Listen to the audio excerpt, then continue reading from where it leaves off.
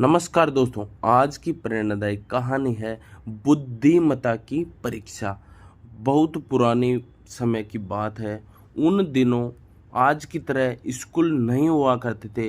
गुरुकुल शिक्षा प्रणाली हुआ करती थी और छात्र गुरुकुल में ही रहकर पढ़ते थे। उन्हीं दिनों की बात है। एक विद्वान पंडित थे, उनका नाम राधेगुप्त था। उनका गुरुकुल बड़ा ही प्रसिद्ध था, जहां दूर दूर से बालक शिक्षा प्राप्त करने के लिए आते थे। राधे गुप्त की पत्नी का देहांत हो चुका था, उनकी उम्र भी ढलने लगी थी। घर में विवाह योग्य एक कन्या थी, जिनकी चिंता उन्हें हर समय सताती थी। पंडित राधे गुप्त का उनका विवाह ऐसे योग्य व्यक्ति से करना चाहते थे, जिसके पास संपत्ति भले ही न हो, लेकिन बुद्धिमान हो। एक दिन उनके मन में विचार आया। उन्होंने सोचा कि क्यों न वे अपने शिष्यों में ही योग्य वर की तलाश करें। ऐसा विचार कर उन्होंने बुद्धिमान शिष्य की परीक्षा लेने का निर्णय लिया।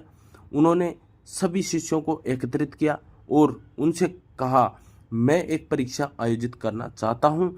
इसका उद्देश्य ये जानना है कि कौन सबसे बुद्धिमान है। मेरी पुत्री विवाह योग्य हो गई है और मुझे उसके विवाह की चिंता है, लेकिन मेरे पास पर्याप्त धन नहीं है। इसलिए मैं चाहता हूं कि सभी शिष्य विवाह में लगने वाली सामग्री एकत्रित करें, भले ही इसके लिए चोरी का रास्ता क्यों न चुनना पड़े। लेकिन सभी को एक शर्त का पालन करना होगा। शर्त यह है कि किसी भी शिष्य को चोरी करते हुए कोई देख ना सके। अगले दिन सभी शिष्य अपने अपने काम में जुट गए। हर दिन कोई ना कोई शिष्य अलग अलग तरह की वस्तुएं चुरा कर ला रहा था और गुरुजी को दे रहे थे।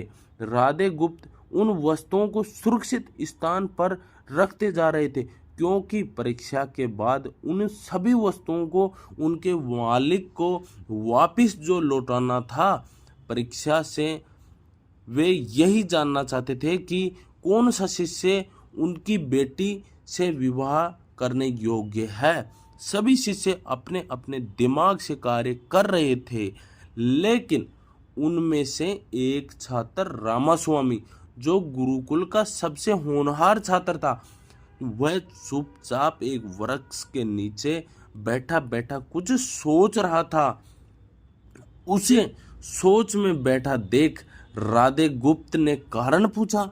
रामास्वामी ने बताया, आपने परीक्षा की शर्त के रूप में कहा था कि चोरी करते समय कोई देख न सके, लेकिन जब हम चोरी करते हैं तब हमारी अंतरात्मा तो सब देखती है। हम खुद से उसे छिपा नहीं सकते। इसका अर्थ यही हुआ न कि चोरी करना व्यर्थ है। उनकी बात सुनकर राधे गुप्त का चेहरा प्रसन्नता से खिल उठा और उन्होंने उसी समय सभी शिष्यों को एकत्रित किया।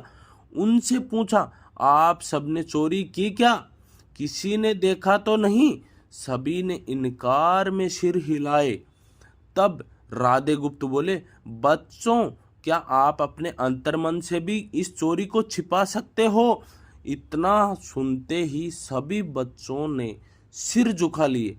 इस तरह गुरुजी ने अपनी पुत्री के लिए योग्य और बुद्धिमान वर मिल गया। उन्होंने रामास्वामी के साथ अपनी पुत्री का विवाह कर दिया। साथ ही शिष्यों द्वारा चुराई गई वस्तुओं उनके मालिक को वापस बड़ी विनम्रता से क्षमा मांग कर लौटाई। इस शिक्षा प्रणाली से हमें सीख मिलती है कि कोई भी कार्य अंतर्मन से छिपा नहीं रहता और अंतर्मन ही व्यक्ति को सही रास्ता दिखाता है। इसलिए मनुष्य को कोई भी कार्य करते समय अपने मन को जरूर टटोलना चाहिए, क्योंकि मन सत्य का ही साथ देता है। ईश्वर से बड़ा इस दुनिया में सच्चा हितैषी कोई नहीं होता, क्योंकि वही अनेक रूपों में हमारी रक्षा करते हैं।